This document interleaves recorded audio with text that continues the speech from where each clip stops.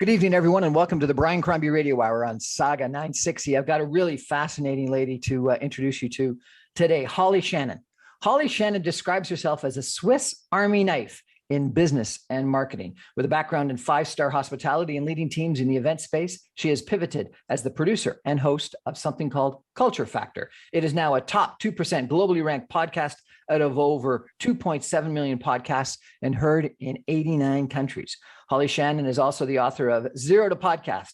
It hit number one on Amazon and hot new releases in 2 categories, in the top 10 Amazon bestseller in 3 categories, and is carried in the U Chicago Co-op bookstore. She is a speaker and consultant for businesses and individuals that want to grow a global footprint. She believes everyone should own their own microphone and encourages women to use their voice in this medium. Holly is published in Thrive Global, HubSpot Marketing, CEO Medium, and Podcast Magazine. She is a speaker and recently addressed students at Penn State University as a repeat speaker with PodFest and We Are PodFest. Wow. Holly Shannon, welcome to the Brian Crombie Radio Hour on Saga 960. How are you? Hi, thank you so much for having me, Brian. I really appreciate it. I'm really excited to be able to talk to your community because I know you have a special one. So tell me, how did you get so deeply involved in podcasting? I have to say it was really by accident. I've always been a podcast person in terms of consuming shows. I was one of those people that listened to podcasts all the time and then would share different shows with my friends and drive them crazy. Like, you have to listen to this person or this story. So I was always really into podcasts, but from being a listener. And I was helping build out the content strategy for a startup in terms of like websites and sales decks and so forth. And we decided to launch a podcast for a pull marketing tool. Podcasts are used often to bring leads to any kind of business, actually. And so the podcast was born literally overnight. I built it in like 3 weeks. Launched it, and just never stopped. I actually found my home behind the mic, which was not something I ever anticipated, ever. Your home behind the mic. That's kind of funny. And, you were executive VP content speaker and facilitator for something called Company Tribes. Was that? Yeah, that's where it started. Oh, really? Yeah, they were... It was a startup that, unfortunately, the person who founded it did not bring him success. It did not go forward for him. But when we created the podcast, he was working on a SaaS platform that was building out a tool for companies to improve their company culture. So when we created the podcast, the premise was culture eats strategy for breakfast. And culture eats strategy for breakfast. Yeah, it's like a famous saying from some gentleman who I'm quoting, but I actually forgotten his name. But it was born of the idea that if we could talk to the C-suite, if we could talk to leaders in business about what company culture looked like to them and how they worked together with their employees to create a great place to work, that those ideas and tactics could be shared across the world. And so that's what the show was initially. About partway through, I'm going to say at about episode 25, I had shifted the narrative a bit because when the show started, so did COVID. And it was very difficult for leaders to run companies because now everybody was work from home. And a lot of leadership from within the company started emerging, started changing the landscape of how people ran businesses. And so I felt like the conversation needed to include, yes, that's it, Peter Drucker. I felt like the conversation needed to include emerging leaders. So I shifted it. I had listened to a really amazing audio book, and it was Seth Godin. And he had said, culture is strategy. And it hit me. It was like, okay, the show was born with the idea that culture eats strategy for breakfast. But now that we're in this pandemic and businesses have to completely recalibrate, really culture is the strategy. And I loved the saying, and I shifted the show and I started talking to leaders within the company. It could have been the sales coordinator and not the C-suite. So I shifted the show at that point. And then I shifted yet again because, I'm sorry, this is a really long story, Brian, but I shifted it again because after about a year and a half of talking about it, I realized that three main conversations kept emerging. And one was about mental health, and one was about diversity, equity, and inclusion, and one was about the gig economy. The gig economy.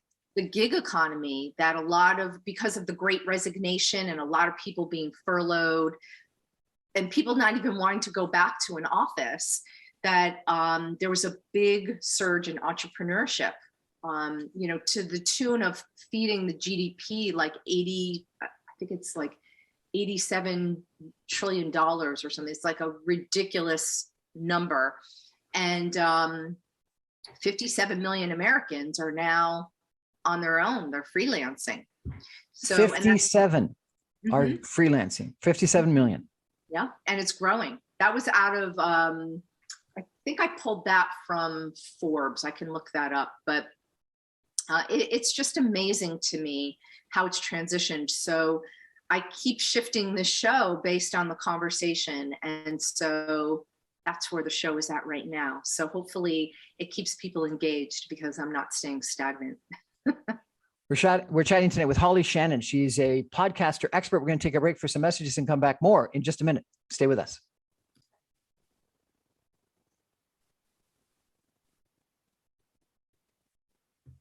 Welcome back to the Brian Crombie Radio Hour on Saga 960. We're chatting tonight with a podcaster that is just unbelievable. She is Holly Shannon. Holly Shannon is a Swiss Army knife in business and marketing. Holly, why did you call yourself a Swiss Army knife?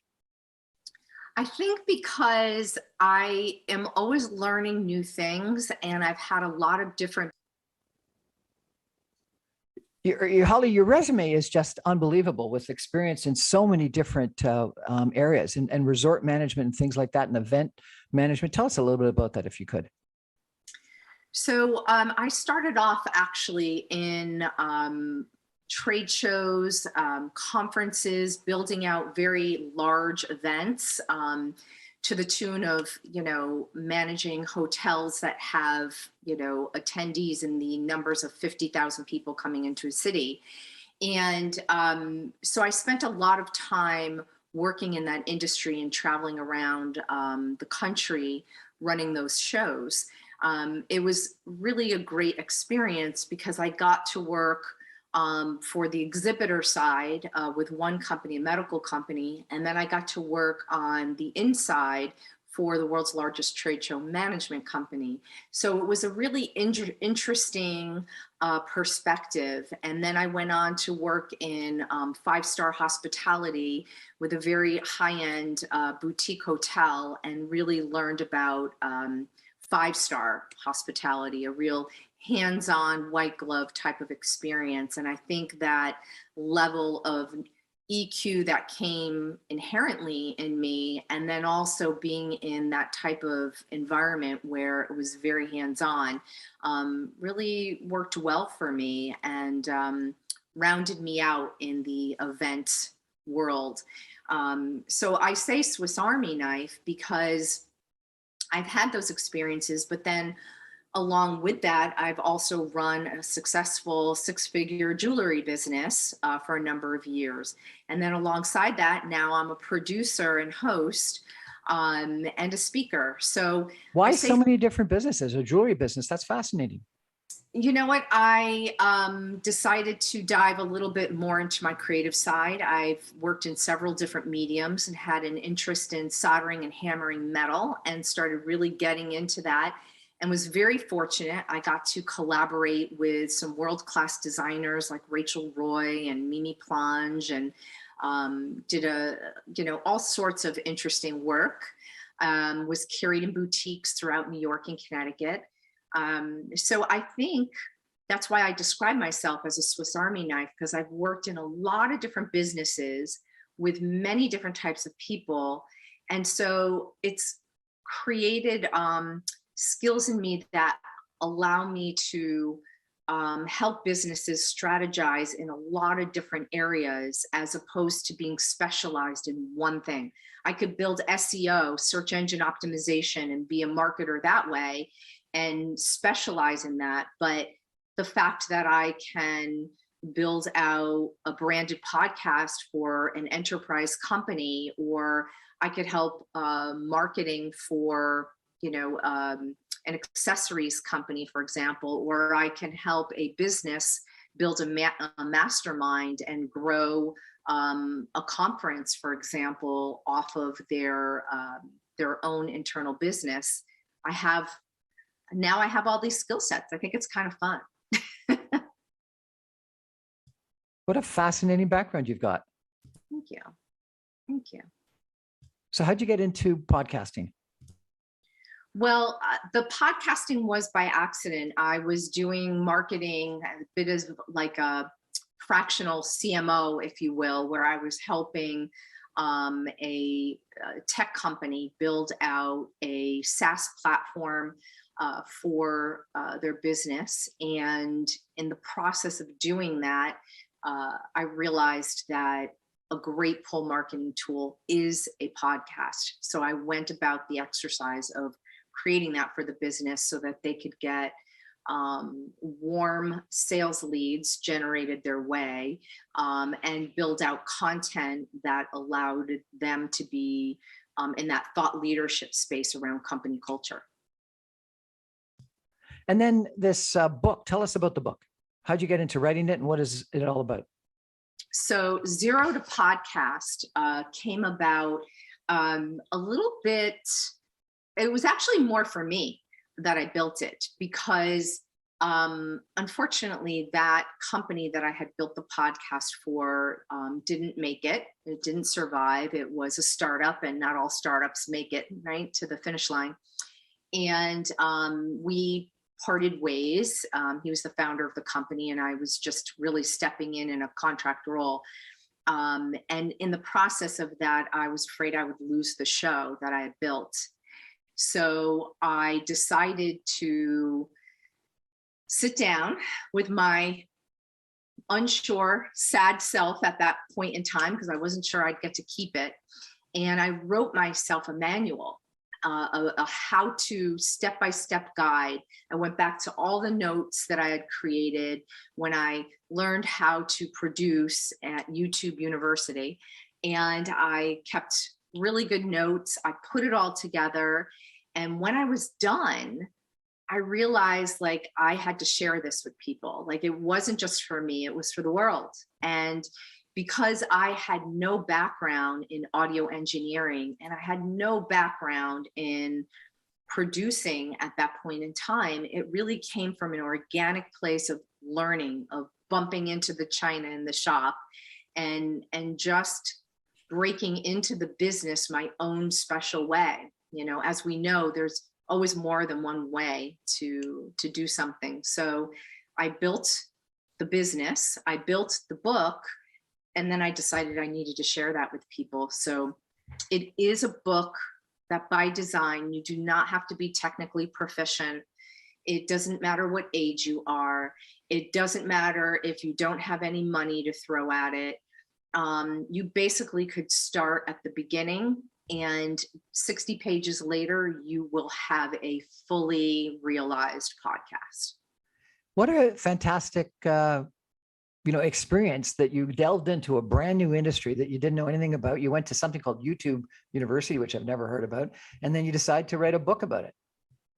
I guess I'm being a little sarcastic, Brian. There really is no YouTube University. I just combed through as many videos as I could. I also went to Google University, if I'm going to be honest, and combed through tons of documents. And I contacted people in the business that were kind enough to mentor me a little bit along the way and answer my questions, which at the time I thought were silly, and I realized they really aren't. They're just the questions of the beginner mind. And I am on Clubhouse often, mentoring people and hearing back the same questions that I had asked in the beginning. So what is Clubhouse? Clubhouse is a social audio app. And it's available to everybody. In the beginning, it was by invitation only, and that's how I was brought on to that particular platform. But it's a really great app, and I use it for teaching, helping to mentor people, not just in podcasting. I do a lot of business strategy work on there because companies come to me to understand how it would be a tool for them. Oh, thank you. They come to me to find out, like, how is this a tool for them, for their business?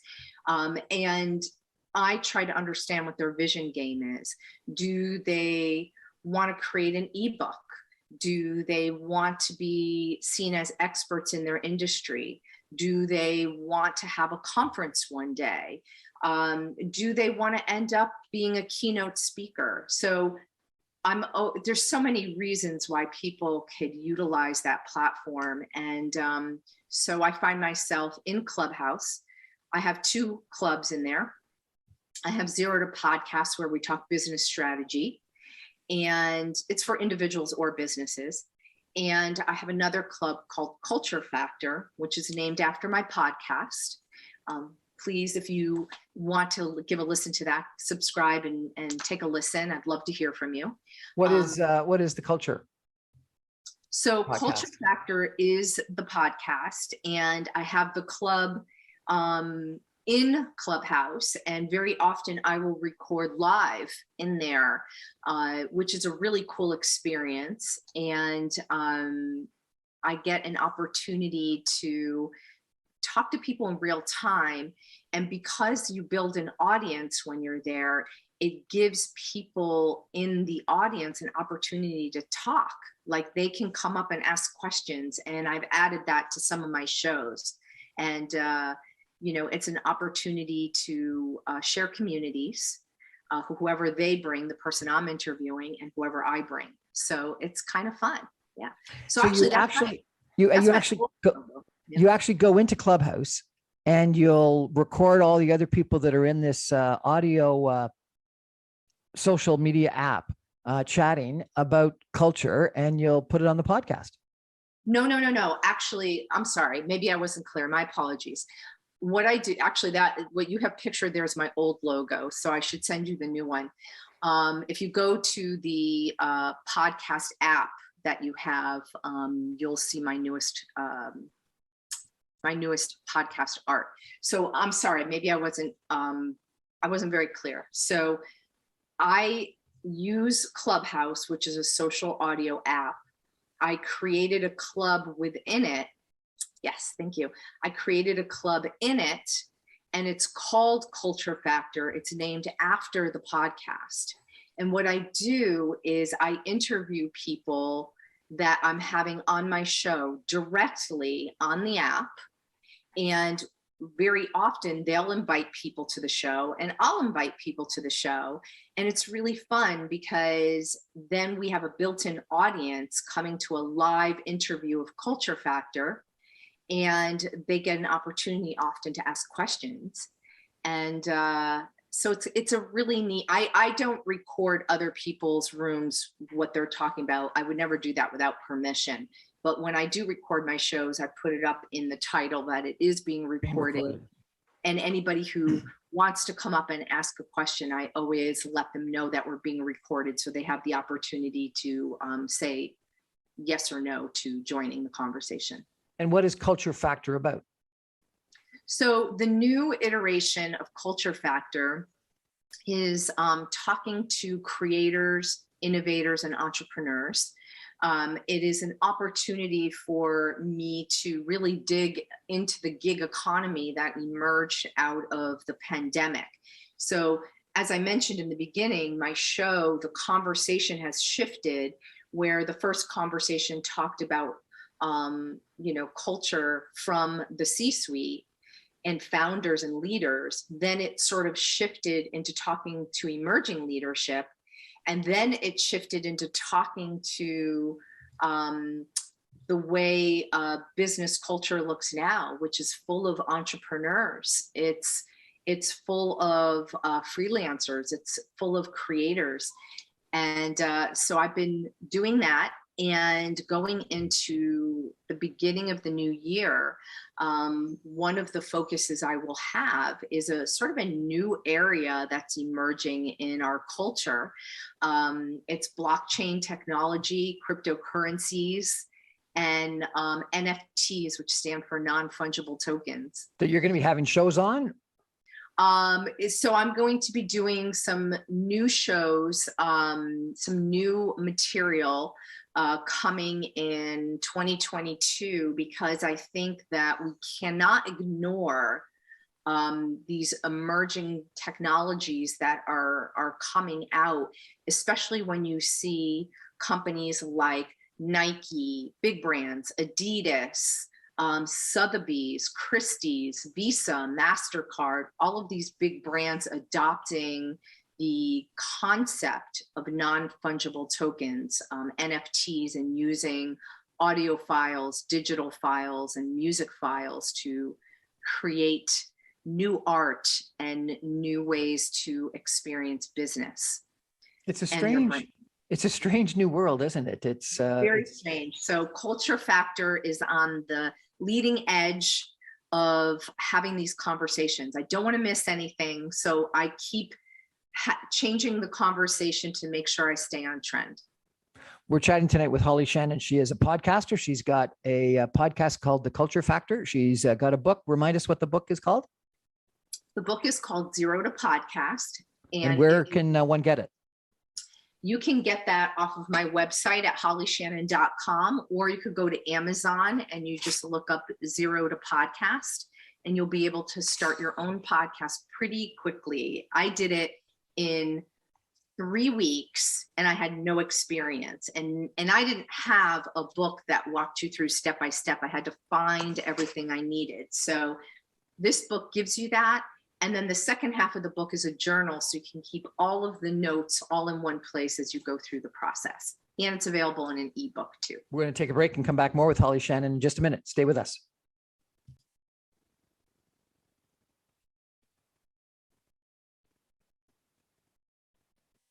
Welcome back to the Brian Crombie Radio Hour. I'm having a really interesting conversation today with Holly Shannon. Holly is the author of a book called Zero to Podcast. She is the founder of a company called Holly Shannon, and she's got a podcast called Culture Factor. She's got really quite an interesting background. She was executive vice president, content speaker, and facilitator for a company called Company Tribes that was in the podcasting business. She was a task force lead consultant for Auberge Resorts Collection and a marketing consultant for the same company. She was head of sales and event execution. She was a director of sales and events for the Mayflower Inn and Spa. She was a media manager with Reed Expositions, and she was a convention planner and an international customer service person with something called United States Surgical Corporation. So you've been in big business, you've been in small startup business, and you've been in your own business. And you've described that we've got this gig economy, and I think you said 57 million people were now independent contractors in the gig business. And you described it as creative people and independent people doing their own thing. This move to more gig economy and independent contracting, is it a good move or a bad move for the economy in general and for people independently? Well, that is a great question. And I would say that it's all contributing to the GDP. So that's not a bad thing. I think the ability for people to be creative and autonomous, if they need or want that, is really, really great. Working in a large corporation does not fit everybody. The pandemic has made it clear that a lot of people can be remote from home, whether you're in a big business or a small business or your own business. So I think that this pandemic, although very difficult, you can look at the side of it that it has created some interesting opportunities for people. It's not 100% bad in that realm. A lot of companies have learned that allowing the people that work for them to be in their home environment works better for them. That's not the case for all. I just have heard from a lot of people that that works for them. They're equally as productive. I would say the downside of it is, which I see consistently, and I've talked to a lot of people in business, is the inability to separate work from home. You know, it's really, really hard to move your life away from your business. I mean, you and I see this when we're talking, you know, a phone call comes in, that's urgent, you need to take it. You know, your kid has a problem, your dog has an accident in the house. Like, sometimes you just have to stop what you're doing. And if you were in a brick and mortar business, you might not have seen any of that stuff happen, right? You would have come home to it. So it's interesting. I think we're all navigating it our own way. But I do think that, you know, and there's been numerous articles written about the Great Resignation and stuff like this, that there are more people that are resigning their current positions and looking for more self-satisfaction, definition, more meaning in work than they may have had in the past. And, you know, you commented about how you had this thing for jewelry, and now that wasn't during the pandemic, that was before. But I have met so many people that have gone into artistic, creative exploits that they never would have done if it hadn't been for the opportunity provided by the pandemic. And so, you know, this sort of cultural status of status quo of getting a job with a big corporation and working up the ladder and moving maybe to another job every, you know, if ever, a generation ago, to, you know, once every 5 or 7 years, to the past generation, to you know, constantly changing and working in gig economies for the current generation. It really has been a dramatic change in the way that we have an association with work. And I think it's been described well by this comment about, you know, in the past people lived to work, and now we're starting to work to live. Don't you think? You know, it's a really good question. I think that a lot of people do work to live. I think I know a lot of people who are guilty of doing that. I think it's sad if you're only working all the time just to live and not experiencing life in its fullest. But not all of us have the luxury of that. I think that if you are able to explore things that interest you, that might help you create a life that you really, really love, and to be able to dive into work that really feeds your soul, then now is probably the time to do that, because we are home. And with this next variation of the pandemic coming through, I think we could be home more.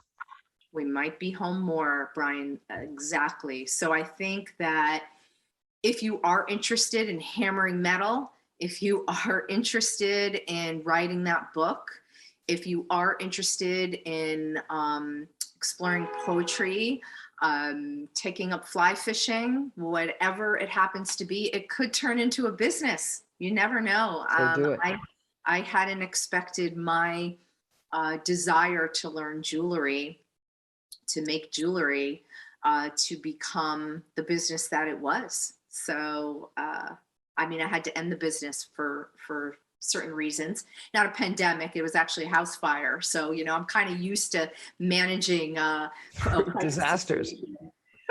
You mentioned off the top that culture beats strategy, and I'm interested in your point of view. You know, you've been on Clubhouse, you have got this podcast, you've interacted with people in Clubhouse and in social media, and you've actually established friends online with people, and we met, via the internet. Can you actually establish friendships with people online, or do you need to meet them in person? That's a good question. I have been successful. Oh yeah, there she is. I have been successful, very successful in making friendships. I met a ton of people on Clubhouse, which is a social audio app that I mentioned earlier. And I went on to attend live two different shows. I went to Podcast Movement a few months ago, and I went to Podfest and a Bitcoin blockchain summit in Florida. And in all of those places, I met all of the people that I spent the last year getting to know on Clubhouse in a strictly audio format. And I think you can make friends. It would be nice to meet them in person at some point, but you can cultivate good business. You can cultivate relationships. I have met some incredible people. And it's really been a joy, actually, to be able to meet people that way, because there's something about the human voice. There's something about the nuance and the texture and the feeling.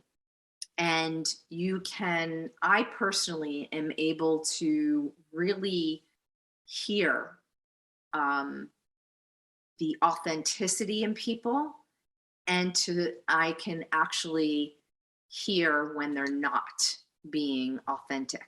So for me, being online has still served me well. Well, that's great. Congratulations on everything you've accomplished. Let me ask you, I've sort of got a podcast. I have this radio show that I'm interviewing you on right now. We're on every night at 6:00. But I also issue the recordings of the shows on a podcast. I'm on Apple Podcast, Audible Podcast, Speakeasy, and also as a video cast on YouTube, Facebook, etc. In your book, what suggestions would you have for me to be more successful in that regard? So what I would say to you is capturing your transcripts from all of the audio footage is really, really great, because when you capture the transcript, that is long form content, and Google loves long form content. It's its love language. And I'm stealing that from a friend who coined that term. And so actually publishing the transcripts. Yes. So if on the podcast hosting site where you publish your podcast to, there's a section on there where you can add the transcript.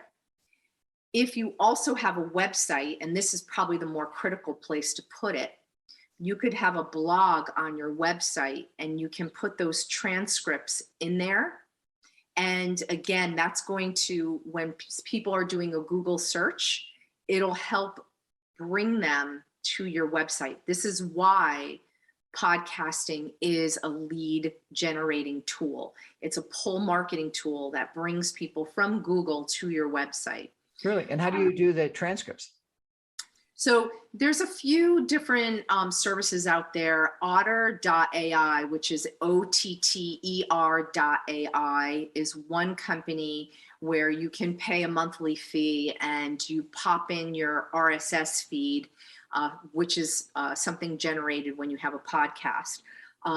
If you're doing any kind of video, you can pop that in there too. It doesn't have to be an RSS feed. It could be your audio file or video file from, say, YouTube. So you want to capture all of the transcripts. The other thing that makes that transcript so great is there's a lot of key phrases in there. Google also likes those key phrases that you use that are indicative of your business. And also, I would say it's great for your social media game. So you can take that transcript, you can cut it up into pieces, and it could be little blogs that you create. Say you're on Facebook and you want to put a little bit of it. There was like a moment in the interview that was gold, and you want to take that piece out and make it your Facebook post, your LinkedIn post, your whatever. I mean, Facebook and LinkedIn, you can do that longer form content. Maybe you have a guest on that just drops the mic on one sentence, and you want to take that quote and put it on Twitter. You can cut and paste that out. So it becomes a great tool for your SEO, for your search engine optimization, and it creates a lead magnet, and it also can be dissected and used for your social media game. Well, that's a great suggestion. I'm going to have to look into doing that. Thank you so much. Have you got another suggestion on how I can do better with my podcasting? Well, I'm going to be honest. I haven't listened to your podcast. I would No, say, you're kidding. I'm so hurt. I know. Well, you reached out to me like not long ago, like within the past week. So unfortunately, I was buttoning up my year and I didn't get to devote time. I will devote time to the Brian Crombie Show. I promise you. But what I would say is, I think that being consistent is always important. It sounds like you're very consistent. You show up every night at 6 o'clock, and you share your show across several platforms. So I wouldn't change a thing there.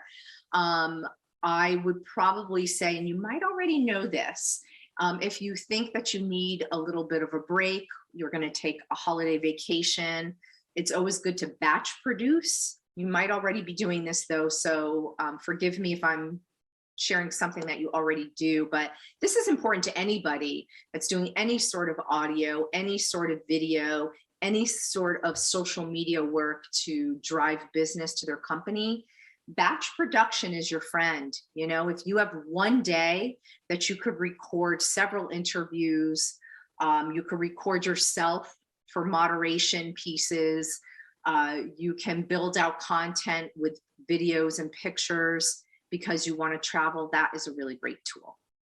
Well, I do that. I pre-record not all my shows, but most of my shows. And I typically do them on the weekends and Mondays because this is just a nighttime, part-time extra gig for me.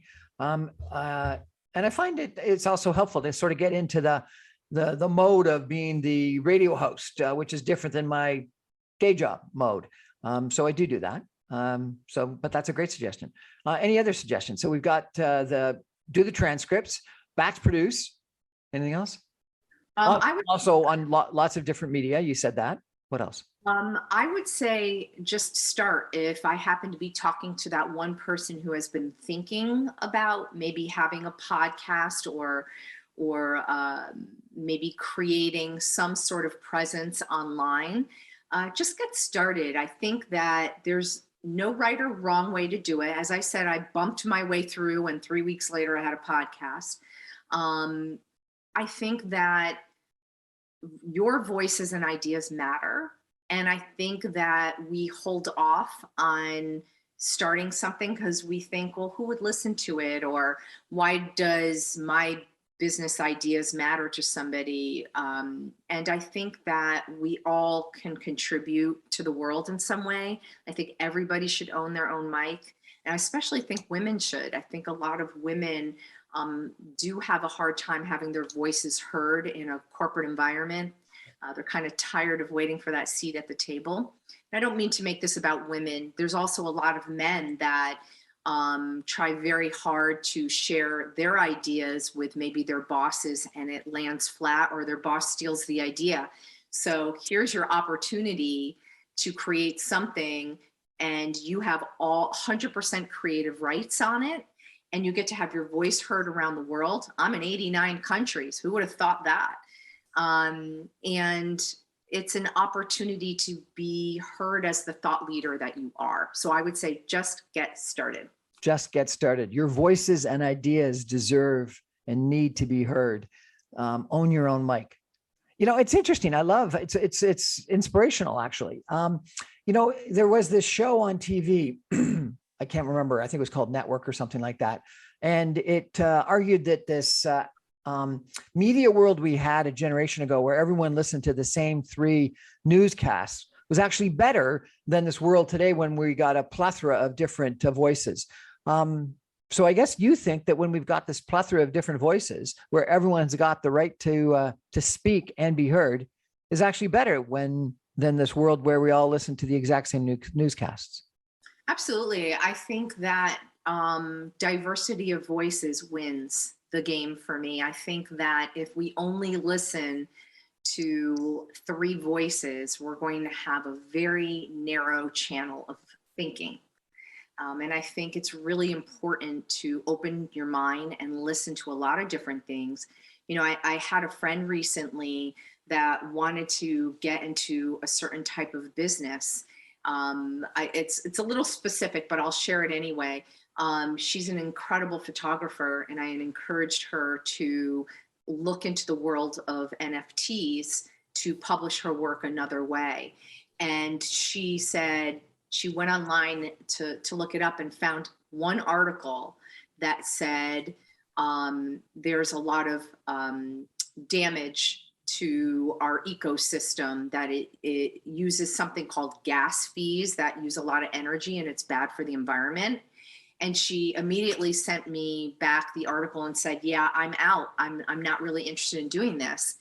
And I went and I did some more research to find a variety of articles from around the world that spoke a little differently about the subject, and sent it back to her and said, I love you so much, and I think your work needs to be seen, but I also think that you need to hear a diversity of voices on this particular subject before you make the decision to not share your work with the world. So I think maybe, 20 years ago, if we had 3 choices and today we have thousands, it gives you the ability to make a more educated decision for yourself. We're speaking tonight with Holly Shannon. She describes herself as a Swiss Army knife in business and marketing. She's got a background in 5-star hospitality and leading teams in the event space. She's got a book called, what's the book again? Tell us, please. The book is called Zero to Podcast, and please grab yourself a copy if you're interested in starting your own show. She's this author of Zero to Podcast. It's available on Amazon, and it's an Amazon bestseller. And she's got a podcast that's on a very frequent basis called Culture Factor. And she's also hosting it sometimes on Clubhouse. She's a dynamo, and she's got some great suggestions on how to build a great podcast. Thank you so much, Holly, for joining us tonight on the Brian Crombie Radio Hour. Thank you. Thanks for having me, Brian. I really appreciate it. And thank My you, everyone. pleasure.